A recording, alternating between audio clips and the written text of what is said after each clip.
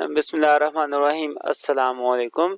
तो आज हम स्टार्ट करने जा रहे हैं क्लास 10th के चैप्टर नंबर 12 का जो टॉपिक है हमारा application of total internal reflection. इससे पहले वाली वीडियो में हमने सीखा था कि टोटल इंटरनल रिफ्लेक्शन क्या चीज़ है, और अब हम देखेंगे कि इसको कहाँ कहाँ पर यूज़ किया जाता है। काफ़ी ज़्यादा यूज है। आज की वीडियो में सबसे पहला जो यूज़ है हम देखेंगे कि कैसे हम प्रिज्म को यूज़ करते हुए टोटल इंटरनल रिफ्लेक्शन को यूज़ करेंगे। ठीक है, प्रिज्म की मदद से टोटल इंटरनल रिफ्लेक्शन को कहाँ कहाँ पे यूज़ किया जा सकता है, आज इसको डिस्कस करेंगे। इसके अलावा अगर आप कोई और वीडियो हासिल करना चाह रहे हैं न्यूमेरिकल्स की या किसी भी टॉपिक पर, तो आप उस टॉपिक का नाम साथ में चैनल का नाम लिख कर सर्च करेंगे तो इंशाल्लाह आपको हमारी वो वीडियो भी मिल जाएगी। वीडियो अच्छी लगे तो दोस्तों तक शेयर भी करें, कुछ पूछना हो तो कमेंट करके बताएं भी। स्टार्ट करते हैं अपने लेक्चर को। Application of total internal reflection. तो सबसे पहले हम देखते हैं कि हम प्रिज्म को यूज़ करते हुए कैसे टोटल इंटरनल रिफ्लेक्शन को यूज़ कर सकते हैं। लेट्स सपोज ये मेरे पास एक प्रिज्म है और यहाँ से कोई लाइट की रे आती है, इस साइड से आकर इसके हाइपोटेन्यूज के साथ टकराती है। ठीक है, ये जो लाइन होती है इस लाइन को हम कहते हैं हाइपोटेन्यूज। इसके साथ जब टकराती है लाइट, तो लाइट और इस ट्राइंगल के बीच में जो एंगल बनता है वो 45 डिग्री का बनता है। ये जो एंगल है ये हमारे पास होता है 45 डिग्री का।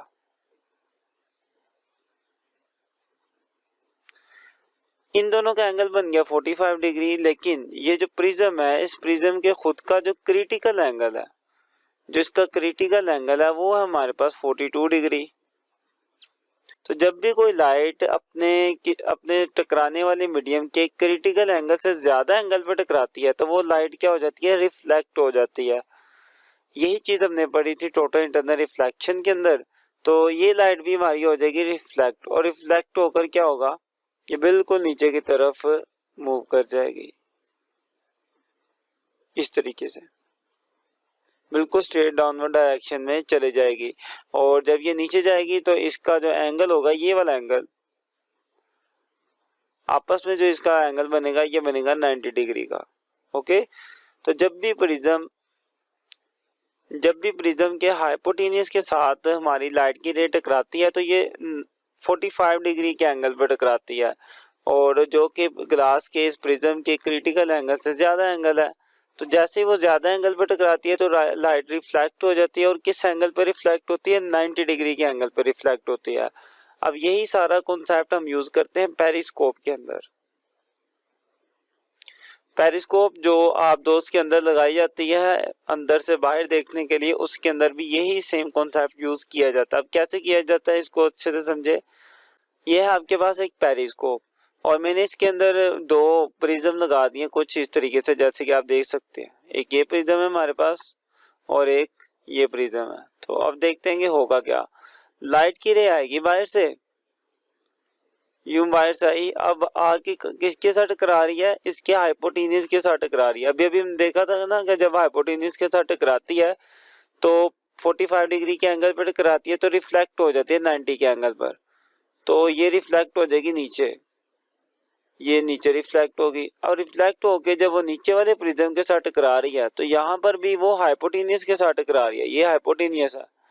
तो अभी भी इस लाइट का, इस रे का जो एंगल है इस वाले हाइपोटेन्यूज के साथ वो 45 डिग्री होगा, जो कि इसके अपने क्रिटिकल एंगल से ज्यादा है। तो ये प्रिज्म भी क्या कर देगा, लाइट को रिफ्लेक्ट कर देगा। तो ये लाइट रिफ्लेक्ट होकर हमारी बाहर की तरफ से चले जाएगी। इसी तरीके से जितनी भी लाइट रेज आएंगी वो सारी की सारी इसी तरीके से हाइपोटेन्यूज के साथ टकरा कर फिर रिफ्लेक्ट हो जाएंगी, और फिर अगेन नीचे वाले प्रिज्म के साथ भी रिफ्लेक्ट होकर बाहर आ जाएंगी। और इस तरीके से बाहर जो भी इमेज मौजूद होगा, जो भी शख्स खड़ा होगा या कुछ भी होगा, उसका इमेज आप इजीली यहाँ पर भी देख पाओगे।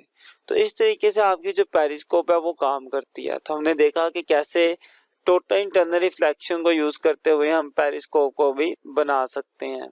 अब मजीद भी इसको यूज किया जा सकता है। मैं अगर अपने प्रिज्म को इस तरीके से रख लूँ, पहले मैंने इस तरीके से रखा हुआ था, अब मैंने इसको थोड़ा सा घुमा के कुछ इस तरीके से अरेंज कर लिया। अब क्या होगा, अब देखिए जब लाइट की रे आएगी इस प्रिज्म के साथ टकराएगी। अब अगेन ये जो मेरी लाइट की रे टकरा रही है ना, इस एंगल पे टकरा रही है, ये एंगल मेरे पास है 45 डिग्री का, जबकि इस प्रिज्म का जो क्रिटिकल एंगल है वो क्रिटिकल एंगल है 42। तो जब मेरी लाइट की रे ज्यादा वाले एंगल पे टकराती है, क्रिटिकल एंगल से ज्यादा एंगल पे टकराती है, तो वो रिफ्लेक्ट हो जाती है। तो ये भी होगी रिफ्लेक्ट। अब ये रिफ्लेक्ट होगी नीचे की तरफ, रिफ्लेक्ट होके आ जाएगी नीचे। अब वो यहाँ पर आ गई, यहाँ पर अगेन ये हाइपोटेन्यूज के साथ टकरा रही है और इसका जो एंगल होगा ये वाला, ये एंगल होगा 45 डिग्री का।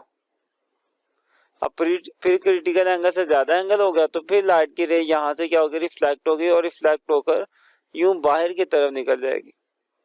तो आपने देखा कि लाइट की रे यहाँ से एंटर हो रही थी और दोबारा इसी डायरेक्शन में निकल रही है, सेम डायरेक्शन में निकल रही है। तो ये जो होता है ना चेंज, ये जो चेंज आया लाइट की रे में, पहले वो 90 डिग्री रिफ्लेक्ट हुई, फिर अगेन 90 डिग्री का रिफ्लेक्ट हुई, 2 बार 90 डिग्री का रिफ्लेक्ट हुई। तो हम इसे कहते हैं कि इसके अंदर टोटल जो रिफ्लेक्शन है या लाइट जो टर्न होती है वो 180 डिग्री के एंगल पर टर्न होती है। हालांकि जो ऊपर था, ऊपर सिर्फ और सिर्फ हमारी जो इसके अंदर जो लाइट की रे थी वो 90 के एंगल पर रिफ्लेक्ट हो रही थी। इसलिए हम कह सकते हैं कि इसके अंदर जो लाइट है वो 90 के एंगल पर रिफ्लेक्ट होती है। और जब 90 के एंगल पर रिफ्लेक्ट करनी हो तो लाइट किसके साथ टकराती है, हाइपोटेन्यूज के साथ टकराती है। ये लाइन हाइपोटेन्यूज होती है। और इस तरह के 2 प्रिज्म यूज करते हैं पेरिस्कोप के अंदर।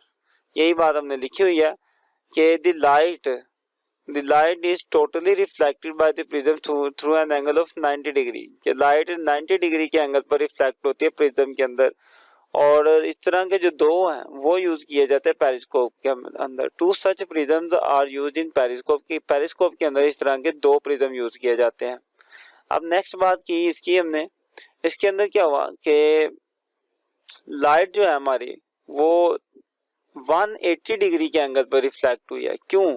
देखिए 90 के एंगल पहले ये बना, फिर अगेन वो 90 के एंगल पर रिफ्लेक्ट हुई, तो वो 2 बार रिफ्लेक्ट हुई है 90 के एंगल पर। तो टोटल कितना एंगल हो गया, 180 डिग्री। तो मैं कह सकता हूँ कि जब मैं अपने प्रिज्म को इस शेप के अंदर रखता हूँ तो लाइट मेरी 180 के एंगल पर रिफ्लेक्ट होती है।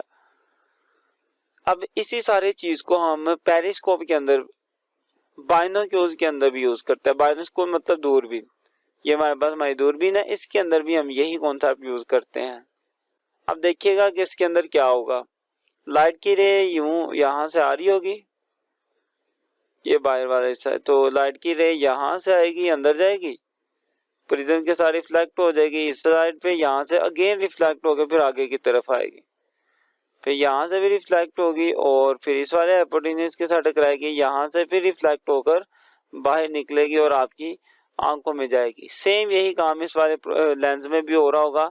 तो इस तरीके से लाइट की रे को आप देखते हो बाइनोक्यूल्स में, मतलब दूरबीन के अंदर। तो देखिए टोटल इंटरनल रिफ्लेक्शन को आपने यूज कर दिया बाइनोक्यूल्स के अंदर भी और पेरिस्कोप के अंदर भी। तो बाइनोक्यूल में जब आपने टोटल इंटरनल रिफ्लेक्शन को यूज किया तो आपने कितने प्रिज्म यूज किए, 2 यूज किए, और लाइट की रे को कितने एंगल पर रिफ्लेक्ट किया, 180 डिग्री के एंगल पर।